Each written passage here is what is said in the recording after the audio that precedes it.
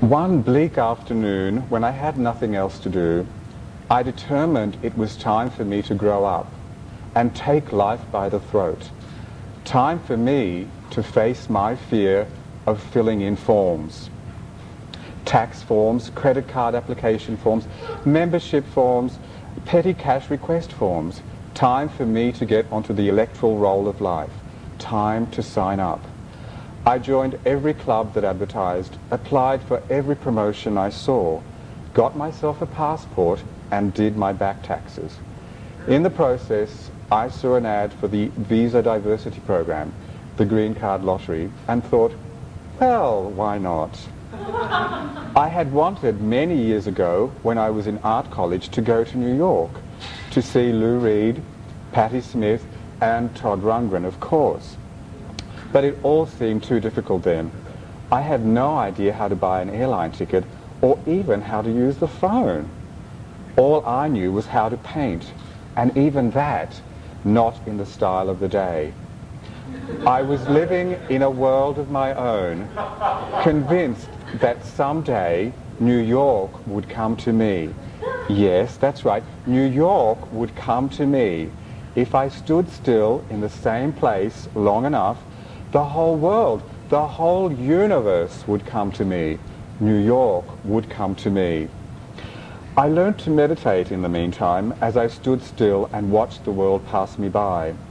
I forgot about New York and got a real job in publishing and spent every penny traveling inwards by going to individual and group therapy, doing courses, workshops and intensives, body work, and, of course, yoga. I discovered past lives, I'm too modest to say which, remembered traumas, and had a shift in my perception of the world. New York probably would not come to me. Instead, I discovered that New York existed within me. Yes, within me. Standing still, looking into myself with the help of my therapist, my sponsor, my yoga teacher, my dietitian, my naturopath, my chiropractor, and of course my group, I came to realize that I had a fear of travel. Not just any fear, but a deep, consuming and disabling fear. A fear that made me think cities would come to me, that cities were within me. Encouraged by my mentors, I began to take field trips, first out into the suburbs, then to the country. I even ventured across the border with some particularly patient friends. I also learned to use the telephone at work. They told me I had to, whether I wanted to or not. I felt that this was unfortunate because all my friends kept calling me from around the world, from Paris, New York, London, and Rome. They would impress upon me that these cities were not as I had imagined them to be, and that I needed to see them all in person, especially New York. Well, you can imagine how annoying this was. I had to do more therapy, more courses, more workshops, and change my diet so I could release my inner traveler. Oh, by the way, did I mention that I was also working on awakening the dormant heroes in my unconscious? Yes, working to bring the dormant Odysseus in me to the surface, so I could be a hero in my own life and give up playing supporting roles in other people's lives. Can you imagine Odysseus helping me to fill in forms and helping me to stay on my wheat, lactose, and sugar-free diet? In fact, Odysseus did get me elected president of the Student Association at my university. I should have seen it coming, I guess. You don't get elected president of the Student Association every day, especially not when you're a shy and sensitive poet, a delicate painter, and a particular playwright. I should have seen the wheel of fortune turning, but I did not. I was too busy being sensitive, delicate, and particular. Yes, against all odds, I was selected for an interview to qualify for US permanent residency. I was very confused. How do you feel when you win something you're not sure you want? 1 in 4.5 million applicants worldwide, I was selected randomly to be part of a pool of 110,000. Of these 110,000, the first 55,000 who met the requirements would receive permanent residency. So, by Jove, I had a 1 in 2 chance. There was just one hitch: the requirements. A relative or a guarantor, a lot of money, and a job in the United States. And I had none of these. All I had was a feisty pen willing to fill in and sign anything at all. The presidency took on Odyssean proportions all of a sudden, preparing me, I dared not hope, for bigger things. I had meetings with the Vice-Chancellor, the Registrar, the planning committees, Board of Studies, and the Student Council. I had articles published and, of course, hate mail. I also had more forms to fill in, more than I had dreamed of. I attended a national conference representing the entire student body, and when people tried to lick my ass, I'd think to myself that a few months ago I couldn't even fill in my tax forms, and I'd laugh. The day of the interview at the American Embassy finally arrived. I expected that there would be thousands of people in long queues, but there were only 3 besides me. When my turn came, I presented all my papers and was ready to leave. The clerk asked me why I wanted to go and live in New York. I lied and said it was a career move. He agreed that it was the right place for my career.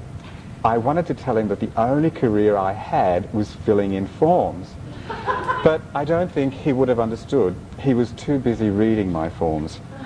He looked at the first requirement, a relative or guarantor, and gleefully acknowledged that I had a friend in LA. He put a red tick beside that. But, I heard myself screaming inside, I'm going to New York, and Margaret, a friend, not a relative, not a guarantor, lives in LA. That's on the other side of the country. I'm sure it is. Is it possible, I thought, that the Americans really are as bad at geography as they are reputed to be? I was afraid that his grasp of mathematics and economics would be no better. Next, he looked at my bank statement and made the earth-shattering observation that I had a bit of money. Yes, a bit, I echoed. Not, I thought, a lot as required. He put another red tick on his checklist, and I nearly fainted. Shuffling my papers, he said, I see you have 3 degrees. That should make it easy for you to get a job. Yes, I laughed nervously. You fool, I thought. Don't you know that the more degrees you have, the more eminently unemployable you become?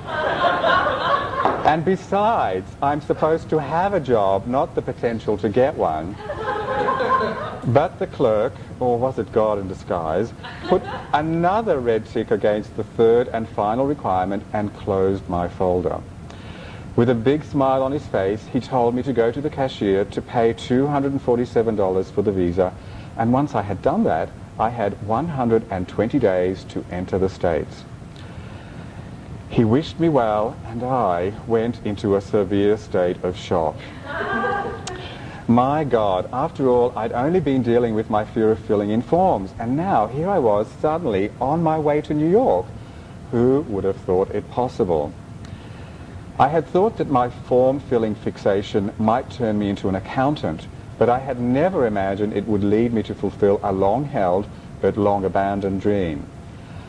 I didn't have the $247 with me, of course. I didn't expect to meet the requirements, did I? So I headed to the bank to withdraw the money. On the way, I called a friend to ask what I ought to do.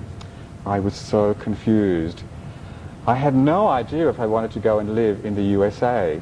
Certainly, I didn't want to pay the money. It seemed so much. So I got to the bank and withdrew the $247 resentfully from my account. I actually had $3 more in my account than I had before I made the withdrawal, to my great surprise. Several months earlier, $250 from my account had been accidentally credited to another account and had now, of all times, been credited to my account at the same time I had made my withdrawal. What luck. This confluence of coincidence was making it very hard to make a decision. I paid my money and then took the next step. I told everyone. Well, I told them that I had won a green card, not that I had intended to go and live in New York. However, everyone assumed them to be one and the same thing. And when I said I didn't know what to do, they'd say, "You must go. Do you have any idea how difficult it is to get a green card?" I'd reply, "No." And they'd look at me in horror. "You mean you won a green card and you didn't even know what it was?" "Uh-huh." "Well, you must go then. It's your destiny calling. You must go." I kept looking for signs that would tell me whether I should go to live in New York or not. One day I found a New York Knicks baseball cap, and I felt that this was the sign I was looking for. But the next day a little boy came to reclaim it, and I thought that I shouldn't go. I ran into friends I hadn't seen for years. Surely this was so I could say farewell to them and begin packing, right? All the while I kept singing that Beach Boys song, "God only knows what I'll do in New York." And then the ultimate sign, and wouldn't you know it, it came during the Academy Awards. In the same week that I got my green card, Antonioni was awarded an Oscar for Lifetime Achievement. Coincidence? No, I don't think so. Antonioni had been my mentor and spiritual father since I was 18.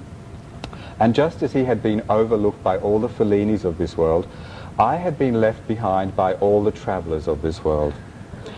And so, just as Antonioni was raised into the inner circle, I was being flung to the outer parameters of my dreams.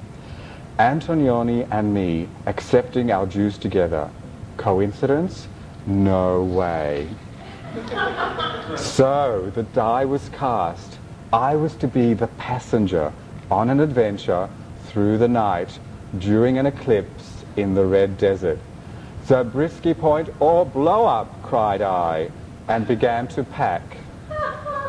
I had a Sonnet garage sale and managed to sell enough to buy an airline ticket. I wish. I tried to book a flight on the Feast of St. Bonaventure, but there were no flights available on that day. So I had to settle for the Feast of St. Henry the Explorer on the 13th, my lucky number. It would mean arriving in New York on Bastille Day, July 14th. There were a number of goodbyes to say and farewell parties to attend. The 120 days before my departure were more eventful than the ones de Sade had described, but not as sexy. Before I knew it, I was at the airport with my contoured pillow under my arm. I'd heard that if you take your pillow with you, you can fall asleep anywhere. And my 2 suitcases of books, like they'd keep me cool in the middle of summer in New York. But then, what did I know about travel?